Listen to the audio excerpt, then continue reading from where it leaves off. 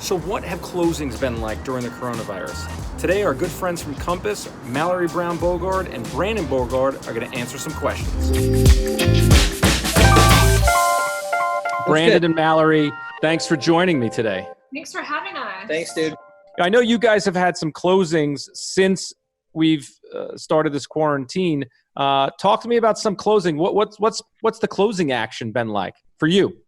So we've had one closing. I will say the number of closings that are postponed is far greater than that which have closed. I personally have had one. I think Brandon's had one. Right. And I had one that happened right as we were going into lockdown that I'm kind of still feeling the effects from because there were punch list items that couldn't get finished. So still kind of dealing with new development. For new development, yeah. So the whole process is taking a lot longer. A virtual closing, of course, isn't just 2 hours, wipe your hands of it and it's done. For me, like I said, with this closing that happened in the middle of March, where I'm still dealing with punch list not being done. We've exceeded the number of days they were given to finish the punch list. And actually, for me, walkthroughs have been really the number one reason that our closings have been postponed. Are they not able to do the walkthrough? They're not able to do them. They either don't want to or mostly they don't want to. I think that people are using it to push off closing because they don't feel comfortable moving in right now. So I have, I think, 5 or 6 deals that were supposed to close in March or April that they're getting now bumped. May/June. We'll see. Some of those are still going to get pushed, but will they close? They will close. Well, I believe for all of ours that were in March, April, all of the contingencies have been met, and there's nothing that can keep. Right. So the contingencies have been closing. flexed. I mean, you know what I mean? So once you get a mortgage underwritten, finance contingency's out the window, right? Once you perform and you get that thing underwritten, that's out the window. So the thing now is just attorneys pushing back for where we're representing the sellers is dude, they need to walk through and see it. And rightly so. It's a very expensive purchase. Yeah. So, but we are having some close though. We are having ones close. I mean, that's closing next week. We have a closing next week. Set to happen. We've had one bump back. We have another one scheduled for the end of the month. So it feels very much in the buyer's hands, when the closing happens, right? So. Right. All the sellers want to close. Buyers are pushing it off as much as possible because they're can the cable guy get in to give me cable? Can the internet people get in? Can I move in? Do I feel comfortable touching all of my things after the movers have moved me in? So because of all these concerns, buyers are can you just push it out? Can you push it out as much as possible? And I think that with us, our sellers are being really pretty flexible. And then we have some buyers that have been issued times of the essence, but time of the essence right now. Can you even enforce that? I mean, I'm sure. That's a question for a lawyer, but So you can't. So what used to be time of the essence back then, you have 30 days or else. It's well, now I might die if I go outside. I might get, so no, that at the time of the essence is when I can walk outside and not feel I need to put on a hazmat suit to go look at light switches that work or do not work. Right. Yeah, the interpretation of times of the essence in this environment is just changed. And, right. We all have to be really patient. I don't think any of us can. It's harder to plan on when things are going to be. You can't say for sure really anything. Yeah. But luckily, everybody's going through this together, so everybody understands that. The sellers, the buyers, the attorneys, the banks. We're talking about closings happening and postponements. Have you had any of your exclusive listings? Have you taken them off the market? Have any of your owners said, "Hey, let's back off"? I mean, because there's sellers that there has to be sellers that either have to sell or don't have to sell, and I would imagine the sellers that don't have to sell. What are you experiencing?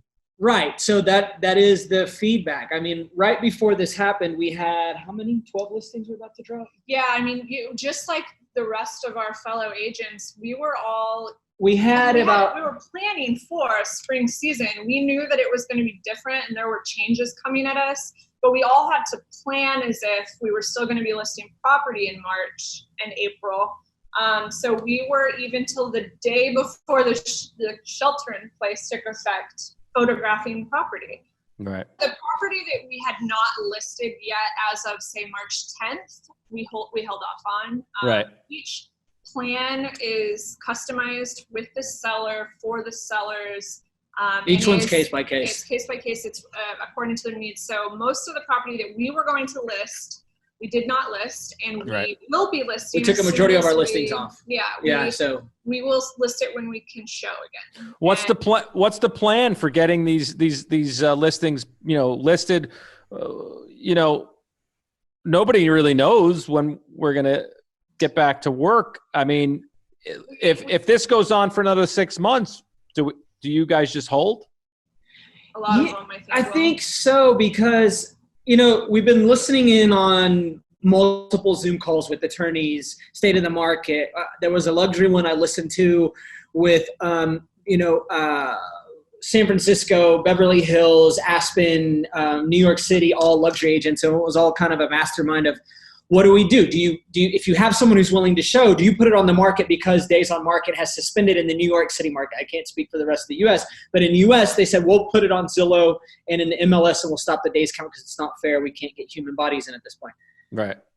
And some people are like, yeah, you can get eyes on it. But we were talking, and we think that it's sort of a disservice, because if you're one of the 5 that people look at for the next 4 months, and then the gate gets unleashed, they let the leashes off and we can all go see properties, they're all going to see the ones that hit that next week versus the one they've been staring at for the last 2 months that's not getting the days count, right?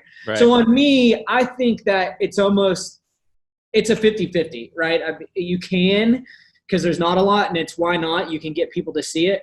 But I'd rather wait because that excitement's going to wear off about that property versus when you can actually get your foot in the door and go open the cabinets and go stand in the backyard. There's a difference of seeing the property, being excited about getting there, and then seeing it, because people are very judgmental by nature. So if you look at the place 5 or 6 times, even as a broker, I'm like, is it worth seeing? Maybe we'll put that on the back burner and let's go see all this first, and we'll guide our people towards that. So I think like consumers are like that, right? What's flashy and new?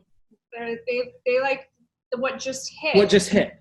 So I think that's what it feels to me like possibly an unpopular opinion. I think it's a very unpopular opinion. A lot of what we listen to, I feel like people are kind of urging you like to talk to your sellers about going ahead and listing it, because people are at home, they're browsing online. We totally understand that, but we have seen like a huge decrease in traffic. People maybe browsing, but are they pulling the trigger right now? And if they are, is it 20% under the asking price? Then our sellers right now have no interest in hearing a 20% off the asking price offer. Mm-hmm. If we got to that point in 6 months, that's one thing, but there's a due process that, steps have to take, mental steps that a seller has to take to get to a place where they're willing to accept that low of a number. And if that's what we're going to experience if we go sit on the market. I know we're not accruing days on market, but we're still sitting there getting viewed by the same people that are probably going to be really active once we do list. Correct. These are just the things that we discuss, and we're in quarantine together and business partners and husband and wife, so we get to discuss these things all the time. Lucky us. What's better than that? What's better than that? What is better than that? Listen, so I listen to a lot of other calls so that we hear the perspective of other people, and Compass has been amazing about setting us up with each other on a regular basis, daily almost. I'd say I'm listening to 4 or 5 calls a week.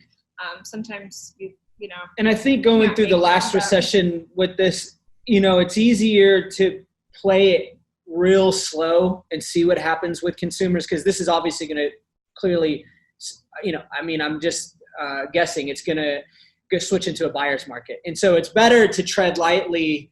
We represent a lot of sellers, but we do buyers. But, you shoot most of our listings. We work with a lot of sellers. So it's easier to go ease into that market one by one and be like, here's what happened with so-and-so. Here's what's happening with our developments, versus pulling the rug out of all of our clients at once, right? Being like, well, it's 20% off. It's just, sorry. Here's what it is, And then they're like, oh, my God, And so I think it's just better to go one by one, case by case, versus like, we should put it on. Let's see what happens. And I think too, just to add to that or to clarify a little bit, that he knows, I translate a little bit for you, Brandon, but we know it was a buyer's market already, but we saw like so much heating up in January and February that we had 2 of our own best in finals. It wasn't fully everywhere.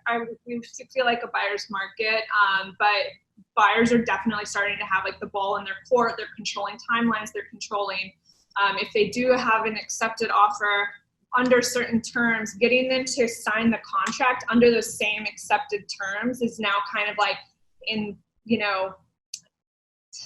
the whole game has changed. The whole game has changed. And, we had 2 offers on a listing in the middle of March, right as all of the world was changing. And we negotiated with them, we accepted one, and it took 4 weeks to get a contract signed. But we were able to get it signed without any of the terms changing, but they definitely tried. And of course we understand we would do the same. Put our heels on the sand on that one. Yeah, but for us to get to the contract signing without a price discount or adding in the contingencies that they had dropped was, it took time. It took, you tread lightly, you can't be aggressive, right? You had to be very patient and let them decide and say, this is how we think is the best way for us. We're really kind of stand firm instead of being very aggressive, like, hey, take it or leave, like. Yeah, that's a really good point. I think that right now being like pushy with people isn't appropriate. Let's call it even like tacky. So for us, like, we never said to their agent, if you don't sign by next Tuesday, we're going back to the other buyer. There was no ultimatums. We tried to have it was more of like we're all kind of doing this together with the same end goal in mind, that people loved the apartment. So let's get them to. And that one just got signed like what, last week? Last week, yeah. Thank goodness. So you're signing you're going into contract in the middle of all this. I just made an offer for someone. I had a client who, so here's food for thought too for agents. I had someone who had made an offer on a new development townhouse, gorgeous. They had signed, put the money, wired the deposit. The developer took too long. So we got in Oklahoma, and Friday she called me and was like, are they going to sign? The developer is like, yeah, we'll sign Monday. Well, Wednesday morning she called me that many days and goes, this is a sign from the universe that we should probably pull out on this and let correct. And so I was hey, look, I get it. What happens if, it turns in your favor and we could save money on bigger houses, what if prices decrease? Well, anyways, we are now making offers. We're negotiating a house now that was significantly above their budget. And now is, knock on wood, going to be, hopefully, it looks like we're getting close to the finish line. It's 100 plus off the asking price, which normally wouldn't happen, right? So, you guys have been in this business for a number of years now, and this experience is only going to, supercharge your experience and your expertise in negotiating and marketing and selling real estate. Which, is a silver lining, you know what I mean? You have this downtime to do what you need to do. And you also have this experience to really learn how to navigate through the toughest of times. But speaking of, what would you say is the number one thing that real estate agents can do right now to get ready for hopefully an inevitable rebound? Your CRMs, right? How you hold your relationship with potential clients and how you track that, because there's going to be a lot of influx of people who need to sell, maybe people who own multiple properties who've lost some money in the stock market or willing to cash out and like, you know what, let's walk from this one and recoup a little money, or there's going to be a lot of active people looking for deals. And so I think a good way of doing that is getting your CRM in place, right? And finding out ways to build relationships with people with content branding or putting out content, doing some sort of mailing system that'll get you an omnipresence in a neighborhood you want, because vendors are going to be a lot cheaper. So this affecting real estate, you already see now we're getting emails from Express Docs, other people, 25% off. And then I got one from one in California we used to deal with, and they're like, till we say everything is now at a 35% discount because no one. Can I predict something? Yeah. You're not going to get an email from 7 Train Media offering this. We weren't doing you, but I'm saying like some of the big vendors that there's a good way to, and I hate to say this, but this is going to thin the herd of competition as being a real estate agent. Yeah. I think that if you come out of this being aggressive and getting your face in front of as many people and making a business plan on how to execute that when the gates are open, whether it being some sort of like paying for Zillow advertisements in a neighborhood and being premier agents, or memorizing expired scripts and calling people that were once on the market and just going through those and finding out who needs help and who you resonate with the most. Because there's going to be a lot of people outside of this, and there's going to be a lot of people who had to unfortunately take a pause in the real estate industry that I don't know. I think, like, to me, customer service is such a huge deal for I agree. us as a I team. agree. It's what we are building our team on too, and just having that experience of like one-on-one, not being part of a mass email group, feeling like us, I think is important, and feeling like we care about you as each of our clients. It's a really special time to reach out to each client, set of clients that we have, not just, not in a mass way, but really taking the time to see how this is affecting them, making them laugh, making sure that they know that we're not just like salespeople, but we're customer service people that care about our clients. It's just taking the time and being a genuine human, right? So we had some clients that have a couple kids, most of them that were going to do things for Easter. We knew that they were going to do it. So we sent their families like big Easter baskets because the kids, you know what I mean? So stuff like do something that's, we also be mindful. And we have a lot of clients who are in the medical field, and we sent custom gift baskets, mostly that have food in them, but just to tell them, hey, we're thinking about you, and it has nothing to do with buying and selling homes. It's just that we're thinking about you. That's smart. Great, actually, I think this is the best time to do it because you're not rushed to execute business all the time. Now you actually have time to stop and think and call somebody and be like, hey, fuck, I've been thinking about you, man. I hope you're all right.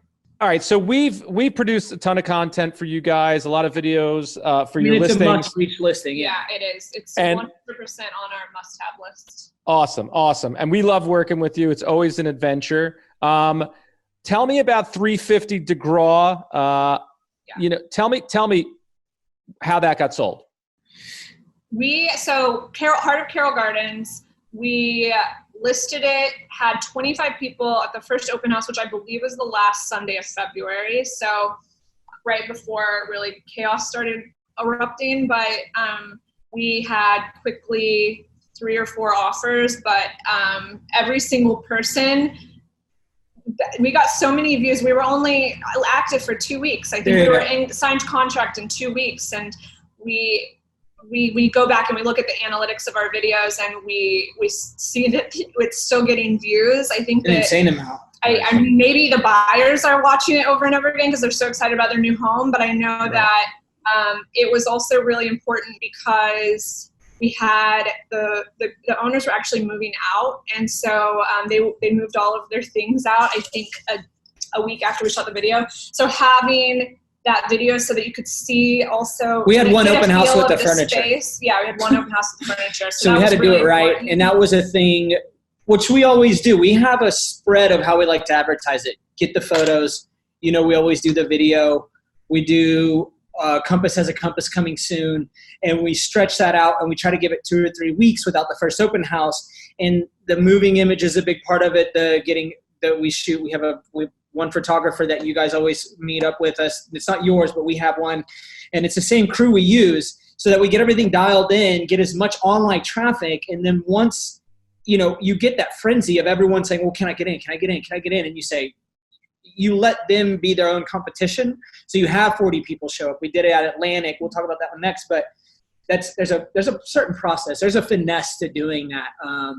Which we've mapped out, and we do it as a process. And these videos, they're so mood setting. So regardless of who the end buyer ends up being, the videos let us really like create like a lifestyle. That's why we use them.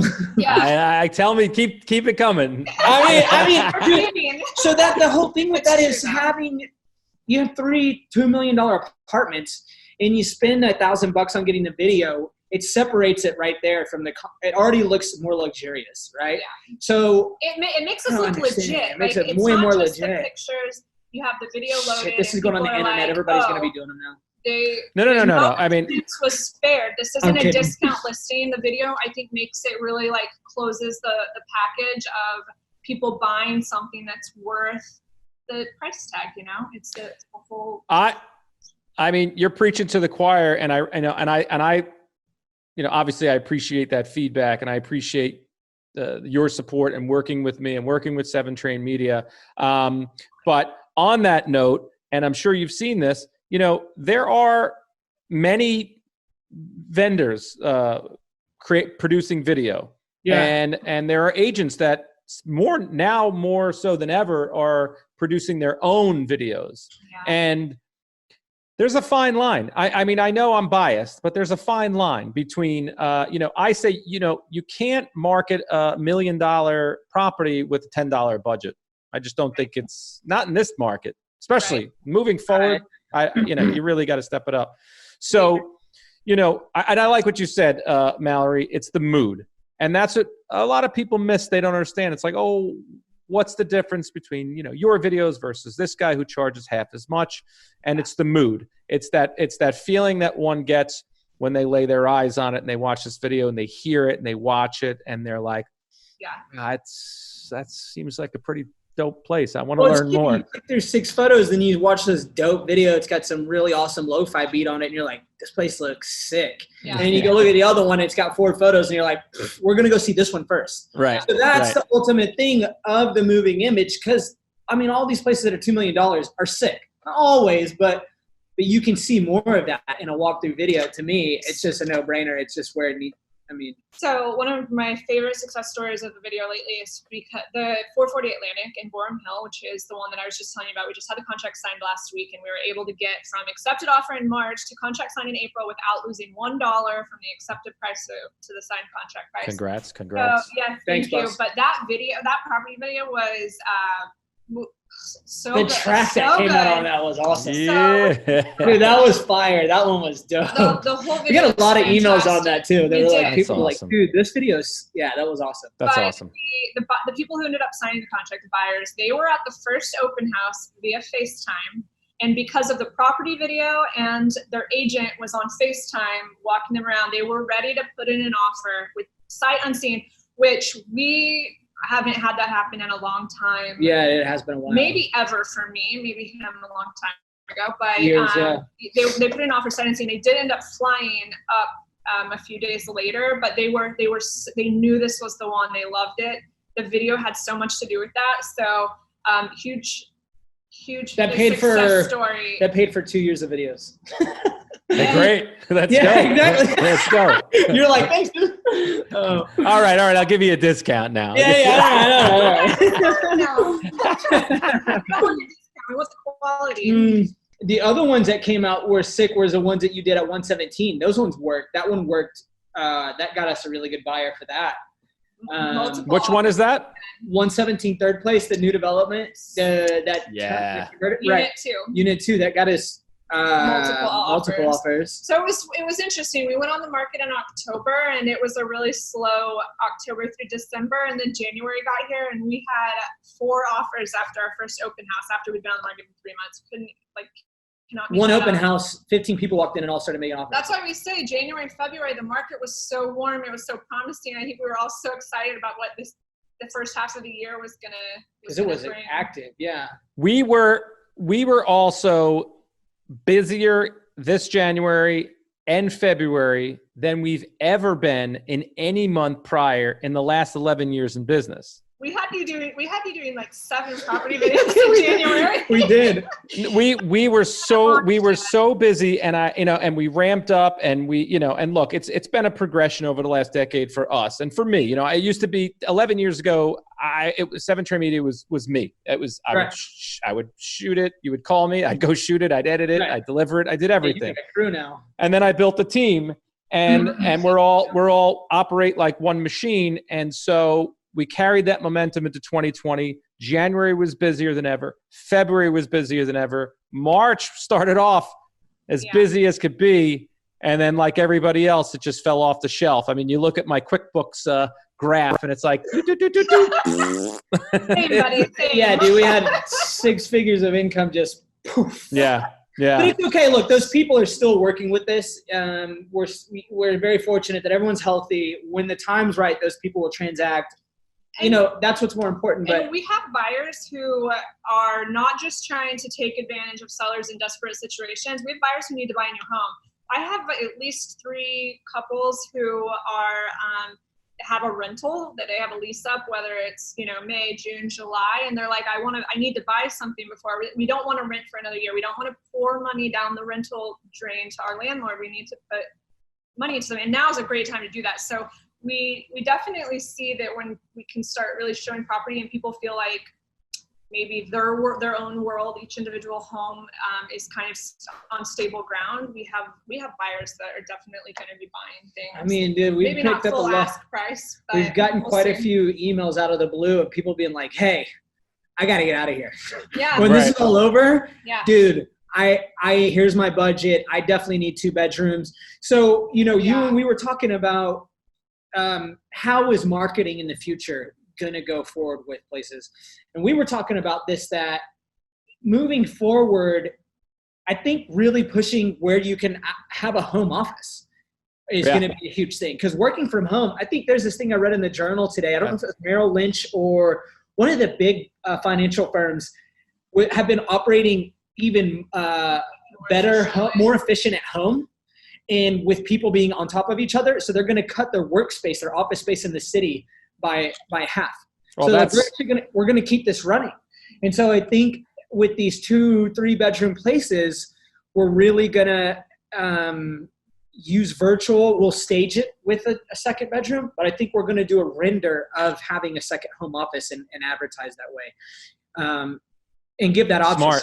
Not everyone needs that, right? So, because visually people are hard to say that when you say home office, if even people read that far anymore in a property description. Right. You know what I mean? So we're definitely going to, I think, spend an extra $200-300 to make that rendering of a home office in a second bedroom, and maybe put a still in a video with you guys. I think to showcase that is important. That's great. That's very smart. I think the world's going to go that way, and it seems to be, right? I don't know. Yeah, and I think too, it's a big thing. People are feeling so cramped into their apartment right now. We escaped. We're at my parents' house, but I can tell you that we are also looking at apartments online, and we're like, we can't go back there and then get like shelter in place again and be in the apartment. We have to upsize. And I can't imagine. I mean, we have some clients that had a baby over the last year, and they are like busting at the seams.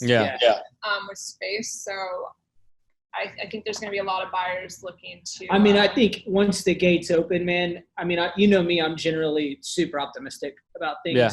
I know that a lot of people are going to take a bath on property, but I think it's going to be so active once the pent-up momentum of people being in their houses and being like, there's got to be deals. I need a new place. I mean, I was already shopping before. Now I know if I'm here for another 6 months, I might be in prison. So, I mean, that's me being optimistic. And if views are up, people are very active. I'm hoping, right? That's another thing too, is that we get back to normal. We're definitely optimistic. I do. I think a lot of people that we've talked to that sell, we sell with and close to, and we've been in calls with across the country with these masterminds, is that's what everyone else feels like. So I'm like, great. I'm not just the crazy one, like always, like, everything's going to be fine. And one more note to that is that I represent a lot of buyers from Italy who invest in real estate in New York because they get a much better rental return than investing in real estate in Italy. Right. So I have a connection with somebody that I meet people through, whatever, but they are, despite everything that, went through Italy, they are really eager to get over here and look at investment properties, especially right now, because they feel like new development, which is what they normally buy, is going to have some discounts and opportunities. So I think they're unfortunately pockets of opportunity in lots of places, and that's what we're staying optimistic about. I appreciate your optimism. I also am very optimistic. I've lived in New York City my entire life, and I've never seen it like this. But I've seen us as a society go through a lot of different crazy things, and I know we'll bounce back. When it's anybody's guess, but I appreciate you guys taking the time to join me on this podcast. Yeah, boss. And I'd like to do it again in a couple of weeks, and hopefully, and hopefully in the next couple of months in person. Yeah, dude, that would be, man, I hope sooner than later. I hope it's a couple weeks and it's in person. I mean, it's just not the same anymore. It's just not the same. I like getting my calls. I get my text from Brandon like, dude, I need a video on Monday. And then I'm like, all right, when you ready? And it's Friday, right? Friday, I'm just like, Mallory, when should we show up? That's me. Hey, I need this now. Oh my gosh. True. Well, listen, guys, enjoy that sunshine and that fresh air. Thanks, boss. And listen, we're you guys seem like you got it together, and you're ready for the rebound whenever it happens, and you guys are together and safe, and that's great, man. Appreciate you, boss. Thanks, Rob. Hey, man, stay safe there. I miss you guys. Miss you too, man. We miss you so much. We'll be in touch.